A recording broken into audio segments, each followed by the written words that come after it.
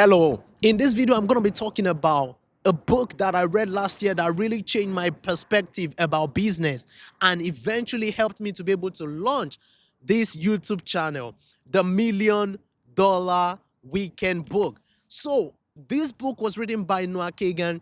Noah was the 30th hire of Facebook when it launched. So, he knows what he's talking about when he's talking about business, from someone who had faced different setback and eventually came out of it. Okay, so he started the book by telling us about the frequently made excuses that people make, and you'll see as I list some of these excuses that he mentioned, you will see that just like yourself and myself, we will find ourselves in one of these categories. He said the first one is people think I don't have enough ideas or I don't have any good ideas.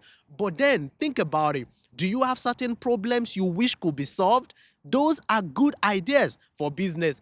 And others will think, oh, I have too many ideas, so many things going through my mind that I have so many ideas. In the book, he shared principles on how you can get the best ideas using the customer first approach to solve the problem and to be able to get the best ideas going. The other one people have in mind is, oh my God, starting a business is risky. I'm nervous to quit my job. While you might not necessarily go immediately to quit your job because you want to go into a business because you never know, but then with the $1 Million Weekend approach, you can use the weekend to optimize towards whatever project you're working towards. It gives a very good principle where it talked about you need to have a number, like a target number, which he called freedom number. When you have this freedom number, you know that at least if I'm making $3,000 in a month, then I have the freedom to explore other interests that I have, other things I'm interested in. He says, another person might say that, oh, I've started a few different businesses, they do okay, then I lose interest. I'm going to shoot a video talking about start with why, where when you start your business with a core motive, with why, and you have the customer first approach to business, you are definitely going to succeed and have the continuous motivation to go on. It says, how do I scale? You have social media to be able to scale. Then I don't have enough time to create a business. Look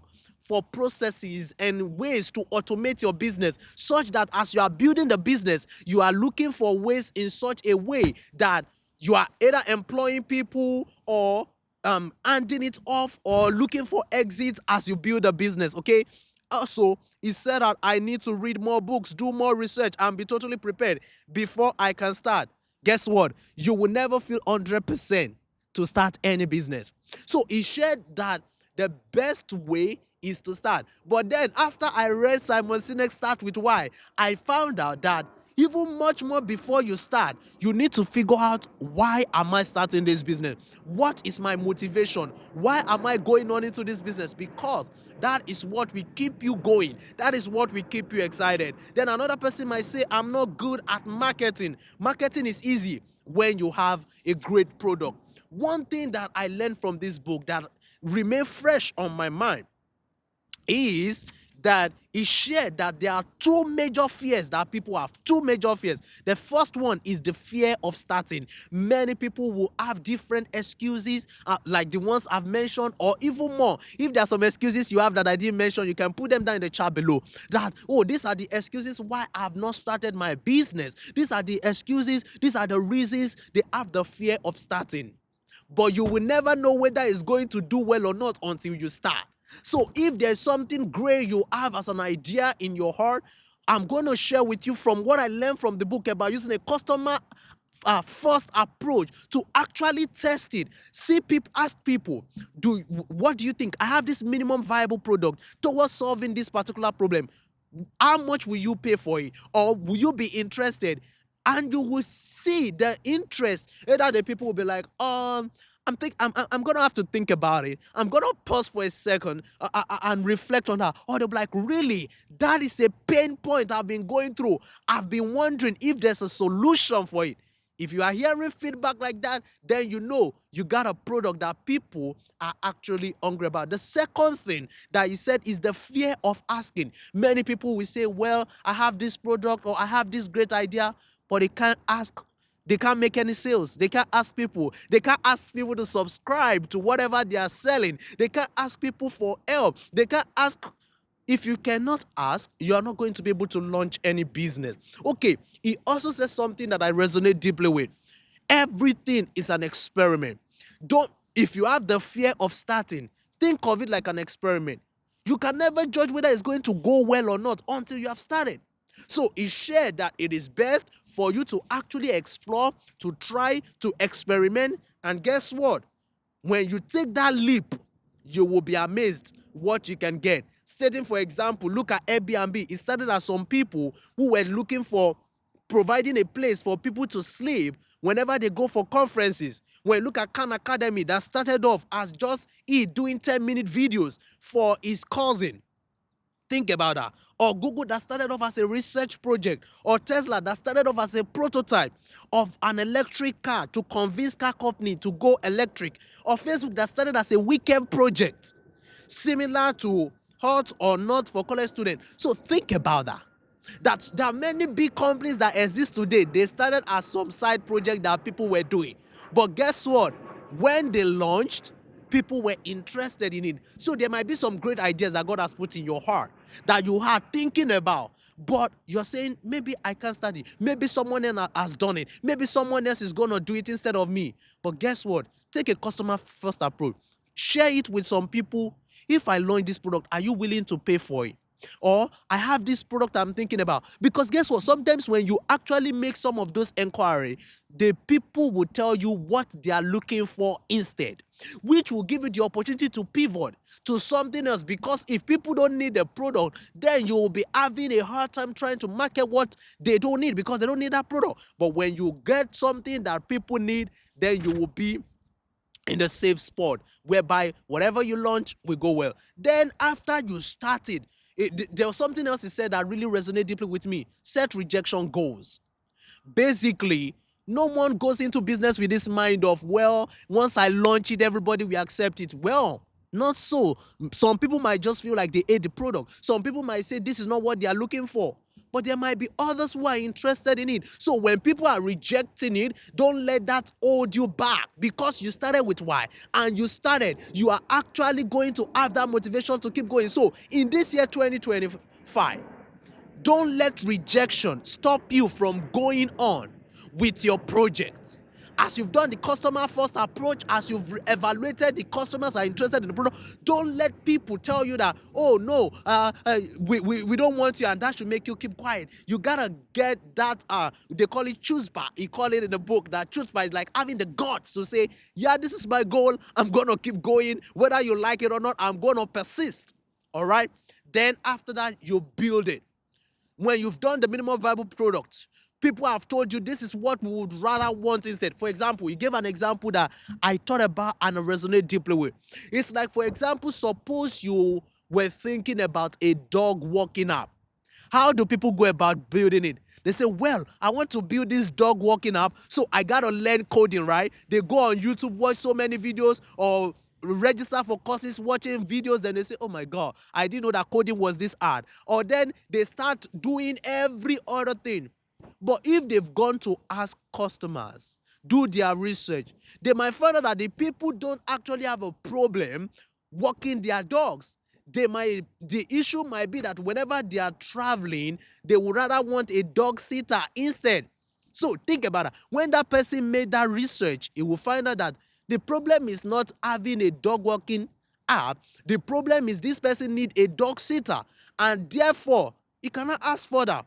If I build this app, if you pay me like $20 for an hour, I can get you that anytime you are traveling next, there's somebody to actually sit your dog or walk your dog for you.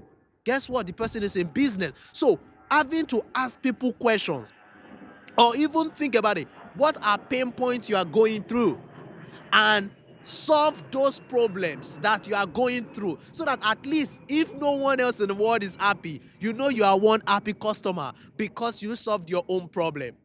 And that was the mindset I took into this YouTube, that for the most part, I want to create videos I want to be able to watch myself. I want to create videos I want my family to be able to watch myself. So whether anybody watches or not, I'm gonna be fine either way.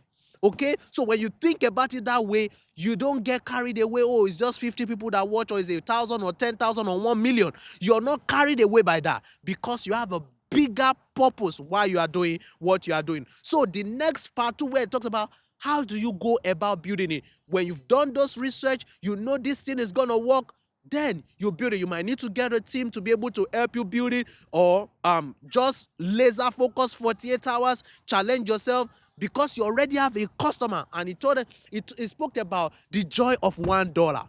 Just having somebody to be able to say, yeah, I will pay for that. That joy just shows you momentum, shows you possibility, shows you what is possible, shows you that yes, someone is excited about the product you are offering. And if one person is excited, 10 people might be, 1,000 people might be. Okay? Then after that, you grow it. You have to think, how do I go from $1 to the first 1,000? How do I go from 1,000 to 100,000? I'm going to share this personal example. The importance of starting is critical. I was in a conference when someone shared the idea about Airbnb. And I've always thought about it prior to that time. But when the person shared it, I saw possibilities. And then I'm like, okay, how am I going to go about it? Started making research about it. And then found out, okay, yeah, I'm going to buy a house. And then use it for Airbnb. And just like that, possibility opened. I bought the house. And guess what? Launched a month afterward on the Airbnb. And it was blessed. It was blessed in ways beyond my imagination. So I don't know what it is that you're thinking about this year. And you're feeling like, man, maybe I can't do it. You can. You just gotta challenge yourself, think about it, make some inquiries about, okay, what is the need, and how can I solve that need? Once you do that, you'll be good. So focus above all else on being a starter, an experimenter, and a learner. So once you start, you will learn from it. Oh, this is what worked. This is what did not work. So that you can pivot, you can adjust as it applies. Always stay alert to problems as opportunities. Always starting experiment to find solutions, and always asking for this. So don't be shy to ask for the money. Start small, start fast, and don't worry about what you don't know. Don't worry, oh, I don't know this, maybe because of that I can't start. No, you can. Defining yourself by the things you do each day, the process will get you where you want quicker and more joyfully than measuring yourself against others. So define yourself first by who you are and by the progress you are making, not by comparing yourself to those who have started ahead of you or the people that have excelled already. No, don't put that pressure, because if you are comparing your own day one to someone else's 10 years, you will put yourself under unnecessary pressure. So keep making progress. Then another thing I learned is the magic of now, not how. Think about it. As you think, okay, this is what I want to kick off. This is the project. I have my why. This is why I am passionate about this.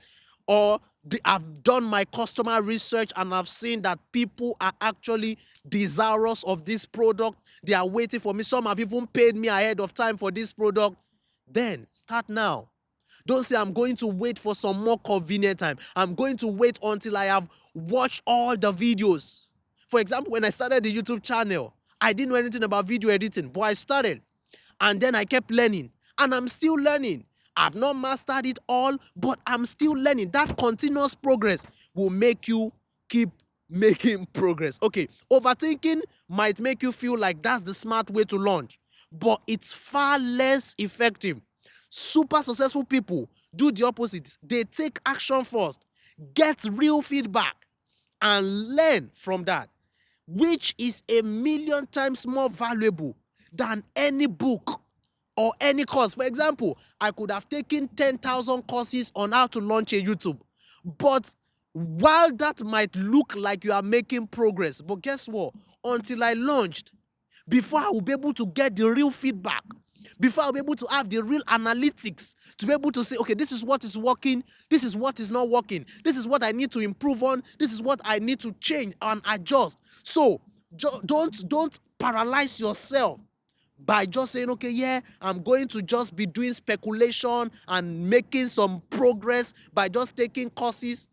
Launch that product, launch that course so that you can get real customer feedback. Any analysis ahead of action is purely speculation.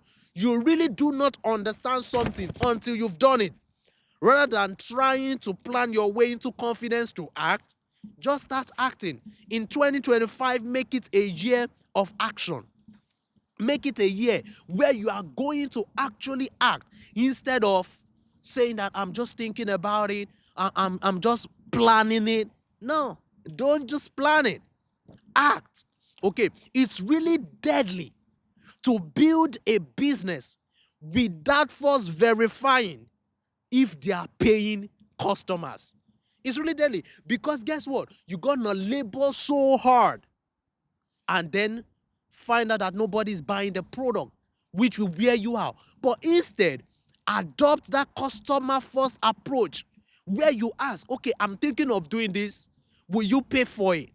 And get real feedback. The way that tell you no. If they say no, then that might even tell you, okay, what will you pay for instead? And that will give you ideas. You should not build your idea into a business if you don't know with 100% certainty that it's a solution that your customers will pay for. Don't just get stuck in the obsession that, oh, this idea is my baby. This idea is my baby. I can't let it go. If no one is willing to pay for it, you can start it, get all the fund, but guess what? You're going to be tired and you're going to quit eventually. But when there are customers to pay for it, or when there are people interested in it, or even if it's a non-profit, when there are people willing to accept that service, you keep going. For example, when I launched this YouTube channel, right? Some of the things that kept me going, apart from all the different motivation and internal thoughts I had about it and passion I had about it, the feedback I got from some people saying, thank you. I was blessed by some of these things you posted. Man, those things kept me going. Those things kept me fulfilled. Even though they are not monetary, but yet it kept me still having that. Yeah, this thing, I feel God's hand in it. So, if it's, for example, something you're doing as a ministry or a passion, those feedback is very good. It will let you know whether you should keep going or not. The book is a solid read. There are so many very wonderful concepts that were shared in the book that I feel like it's a book that everyone that is thinking about business should read and think about. I really loved it. It was a very good, solid one. And that's why I just thought to share some of the insight I gleaned from the book. You will also get in the book some idea generators, how to check, is this idea worth $1,000,000, or is this idea worth my energy, my time, my effort in the real sense of it, or maybe I should change it. Then it also tells you about growth machine, how you can use social media, YouTube, Facebook, and all those other social media platforms to be able to boost sales, to be able to boost your business, or to be able to spread the word out. And then finally, it talks about the power of email marketing, because suppose one day you get canceled on social media, the email marketing or the emails you have from your subscriber becomes your most valuable asset. So it talks about that a lot as well in the book. But I'm just going to recommend it highly, that if you're thinking about a book to read on business, I think it's a solid read, especially if you are suffering from analysis paralysis and you're thinking, how do I launch?